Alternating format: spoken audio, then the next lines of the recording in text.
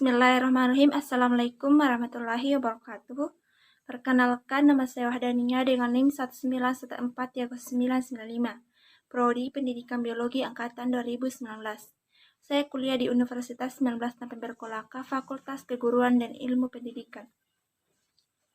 Video kali ini tentang pertumbuhan dan perkembangan dan perbandingan antara tanaman kol hijau dan tanaman kol merah. Nah, langsung saja kita masuk ke pengertian dari pertumbuhan dan perkembangan.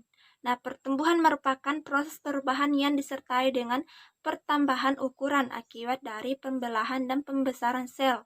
Pertumbuhan memiliki sifat kuantitatif karena bisa dilihat dan diukur menggunakan alat ukur. Pertumbuhan juga memiliki sifat tidak dapat kembali seperti semula, yaitu irreversible dan tetap. Nah, kemudian pada perkembangan merupakan perubahan bentuk atau tipe sel menjadi lebih spesifik atau terspesialisasi atau diferensiasi dan proses menuju kedewasaan akibat adanya perubahan struktur dan fungsi sel, termasuk pembentukan jaringan dan organ atau morfogenesis. Nah, perkembangan tidak dapat diukur menggunakan alat tertentu, sehingga perkembangan ini sifatnya kualitatif. Nah, adapun hasil pengukuran tanaman selama 2 minggu sekali setelah penanaman, yaitu pada tanaman kol hijau dengan tinggi tanaman dalam satu polybag yaitu bervariasi, yang mana perbandingan tinggi yang terdapat pada polybag 1 dan 2 ini sangat jauh perbandingannya. Hal ini bisa kita lihat pada tinggi tanaman kol hijau polybag 1 yaitu lebih tinggi, bisa mencapai 7 cm. Sedangkan pada polybag kedua yaitu kol hijau, tanaman tertingginya yaitu berkisar mencapai 1,3 cm. Nah, kemudian pada kol merah yaitu hampir sama dengan tanaman yang lainnya. Dalam satu polybag tinggi tanamannya bervariasi, berkisar dari 0 sampai 1. Pada polybag 2, ukuran tanaman tertinggi. Nah, sampai 6 cm pada polybag 1, ukuran tanaman tertinggi. Untuk pertumbuhannya kurang suburnya bisa dilihat pada batang yang bengkok dan terkadang patah dalam pertumbuhannya.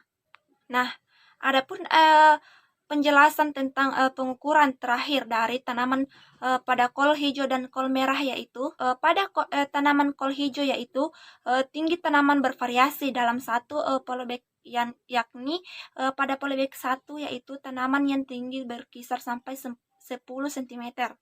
Nah, pertumbuhannya pun tergolong sangat baik. Setiap minggu bertambah tinggi dalam pertumbuhannya. Sejak pengukuran pada minggu kedua hingga pengukuran pada minggu keempat saat ini, sedangkan pada polybag kedua itu kol hijau mati sehingga tidak terdapat dalam satu tumbuhan pun di dalamnya yang bisa diukur.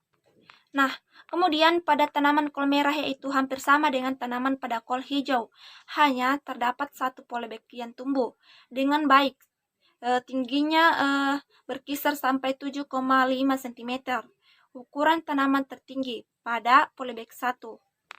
Sedangkan pada polybag kedua yaitu tanaman mati sehingga tidak dapat satu tanaman pun yang bisa diukur. Nah, kemudian kita melangkah ke faktor-faktor yang dapat mempengaruhi pertumbuhan dan perkembangan pada tanaman. Di sini itu terdapat 2 faktor. Yang pertama itu faktor internal dan yang kedua itu faktor eksternal. Nah, pada faktor internal ini terbagi menjadi 2. Yang pertama yaitu gen, yang kedua yaitu hormon. Nah, pada gen merupakan substansi dalam tubuh yang berfungsi membawa sifat keturunan. Sifat anakan berasal dari pewarisan sifat induk. Oleh sebab itu, kemampuan pertumbuhan dan perkembangan sangat dipengaruhi gen yang berasal dari induk. Selanjutnya itu pada hormon. Nah, hormon di dalam tubuh itu memiliki andil yang cukup besar. Hormon ini memiliki tugas mengontrol dan meregulasi berbagai fungsi organ di dalam tubuh. Meskipun pada umumnya hanya dibutuhkan dalam jumlah yang tidak banyak, tetapi Keberadaan hormon ini sangat mempengaruhi pertumbuhan dan perkembangannya. Nah, kemudian kita masuk ke faktor eksternal. Nah, faktor eksternal ini terbagi menjadi 3. Yang pertama yaitu nutrisi. Nah, nutrisi ini diserap oleh makhluk hidup tertentu, akan diproses tubuh sebagai senyawa yang dibutuhkan bagi tubuh. Nah, tanpa adanya nutrisi yang masuk ke dalam tubuh, maka proses tubuh pun akan terhambat. Apabila proses tubuh terhambat, pertumbuhan maupun perkembangan akan terganggu, bahkan bisa mengalami stagnasi. Yang kedua yaitu cahaya matahari. Pertumbuhan maupun perkembangan makhluk hidup dipengaruhi oleh adanya cahaya matahari, seperti halnya pada tumbuhan. Nah, cahaya matahari sangat dibutuhkan untuk proses fotosintesis. Sebab tanpa adanya proses fotosintesis, maka pertumbuhan dan perkembangan tumbuhan akan terhambat. Nah, yang ketiga yaitu kondisi lingkungan.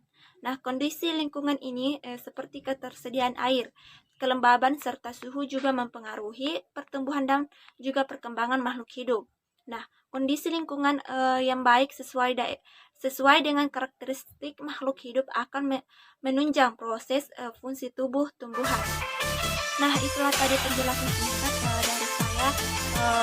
Lebih dan kurangnya mohon dimaafkan. Saya akhiri mengucapkan wabillahi taufiq wal hidayah. Assalamualaikum warahmatullahi wabarakatuh.